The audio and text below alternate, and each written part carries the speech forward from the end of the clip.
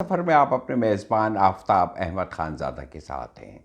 Honey ball ने कहा है, या तो हम रास्ता तलाश कर लेंगे या बना लेंगे। सबसे अहम फ़ैसलों में से एक ये है कि आप अपने आप को इस बात का यकीन दिला दें कि आपकी देरपा खुशियों का दारोमदार ये फ़ैसला करना है कि आपने अपने पास मौजूदा वसाइल से भरपूर फ़ायदा उठाना है। आप यकीनन सब कुछ हासिल कर लेंगे अगर आप जान लें और फैसला कर लें कि आपने क्या हासिल करना है। नंबर 1। नंबर 2, आप एक्शन लेने के लिए बिल्कुल तैयार हों। नंबर 3, आप जानते हों कि क्या छोड़ना है और क्या अपनाना है, और आप अपनी अप्रोच को बदलते रहें यहाँ तक कि आप अपनी मंजिल पा लें। इस रास्ते पर चलते हुए हर वो चीज़ आप इस्तेमाल में लाएं जो कुदरत ने आपको दी हुई है। होंडा कंपनी से कौन वाकिफ़ नहीं है? इसका मालिक का नाम सोचिरो होंडा था। होंडा 1938 में स्कूल का तालिब इल्म था। उन दिनों उसे जनून था कि वो रिंग पिस्टन की एक नई शिकल ईजाद करे। होंडा ने उसके लिए एक छोटी सी वर्कशॉप भी बना रखी थी। अपना सारा कुछ उस पर लगाकर वो दिन रात उसमें काम करने लगा, यहाँ तक कि उसने अपनी बीवी के जेवरात तक गिरवी रख दिए थे। उसका मकसद इस रिंग पिस्टन को टोयोटा कार कारपोरेशन को फरोख्त करना था। मगर हुआ क्या? उसके उसके इस रिंग पिस्टन को टोयोटा वालों ने रद्द कर दिया। उसे मशवरा दिया कि वो मज़ीद काम सीखे। होंडा ने मायूस होने की बजाय 2 साल काम सीखा। इस दौरान उसके कानों में तंज़िया फ़िक्रे भी पड़े। तालिब इल्म और उस्ताद अक्सर उसके रिंग पिस्टन का मजाक उड़ाते थे, मगर उसने अपना काम जारी रखा और अपनी मंजिल को सामने रखा। आखिर 2 साल बाद टोयोटा वालों ने उसे ठेका दे ही दिया। उसके ख्वाब को ताबीर मिल चुकी थी।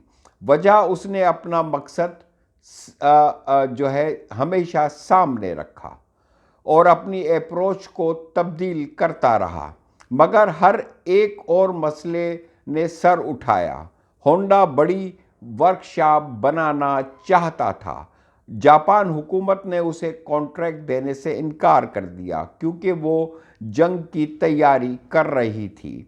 तो क्या उसने हार मान ली और अपने आप को हालात के हवाले कर दिया? हरगिज़ नहीं, बिल्कुल नहीं। उसने अपने तजर्बात को सामने रखते हुए नई हिकमत अमली अपनाने का फ़ैसला किया। उसने अपनी टीम के साथ मिलकर कॉन्ट्रैक्ट बनाने का एक तरीका ईजाद किया और वर्कशॉप बना डाली। जंग के दौरान ये 2 दफ़ा बिल्कुल तबाह हो गई लेकिन उसने बिल्कुल हार न मानी। इस बार उसने अमरीकी फ़ौज के छोड़े हुए पेट्रोल के कैन इस्तेमाल किए और वर्कशॉप बना डाली, लेकिन ज़लज़ले ने सब कुछ ज़मीन बोस कर दिया। उसने बहुत काम किया था, अपनी अप्रोच तब्दील की थी, मगर अब फिर वो नाकाम हो गया था। लेकिन होंडा ने अपने ख्वाब के पीछे जाना नहीं छोड़ा था। जंग के बाद जापान में पेट्रोल बहुत महंगा हो गया था, तो होंडा ने अपनी कार चलाना तो होंडा के लिए अपनी कार चलाना मुमकिन ना रहा था। अब उसने एक नया काम शुरू किया। अपनी बाइसिकल के साथ एक मोटर लगा दी। उसे देखकर पड़ोसियों ने उसे मोटर की फरमाइश शुरू कर दी। यहाँ तक कि डिमांड बढ़ती ही चली गई और उसके पास मोटरें ख़त्म हो गईं। अब वो मोटर साइकिल प्लांट बनाने का सोच रहा था, मगर सरमाया कहाँ से आए? होंडा ने मुल्क भर में मौजूद लगभग 18,000 साइकिलों के मालकान से फ़र्दन ख़त लिखकर कर्ज़े की ताउन की दरख्वास्त की और उनमें से 5,000 को वो कायल करने में कामयाब हो गया। जल्दी वो वक्त आ गया कि मोटरसाइकिलें जापान से निकलकर यूरोप और अमेरिका जाने लगी। आज होंडा कंपनी ना सिर्फ कार बनाती है बल्कि लातादाद चीज़ें बनाती है और उसके मुलाजमीन की तादाद जापान और अमेरिका में लाखों है।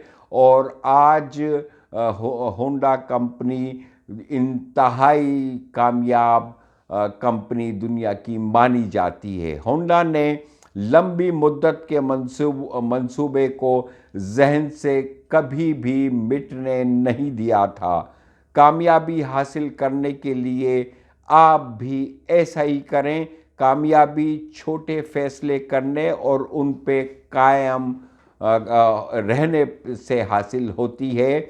याद रखें, आपको खुदा ने सिर्फ़ और सिर्फ कामयाब होने के लिए पैदा किया है। खुदा हाफिज़। अपना और अपने प्यारों का बहुत ख्याल रखिएगा।